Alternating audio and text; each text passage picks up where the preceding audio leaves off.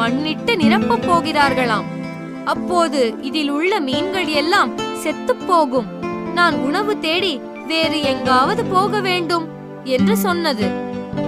நண்டு உடனே இந்த விஷயத்தை மீன் நண்பர்களிடம் சொல்லியது. இதை கேட்டு பயந்த மீன்கள் கொக்கிடம் தங்களுக்கு உதவுமாறு கேட்டுக்கொண்டன. தன் எண்ணம் பலித்ததென்று கொக்கு மகிழ்ந்தது.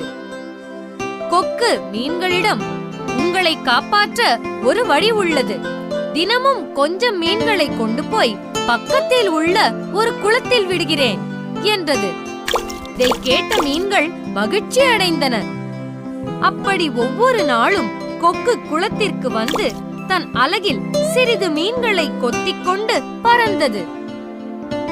ஒரு நாள் நண்டின் முறை வந்தது.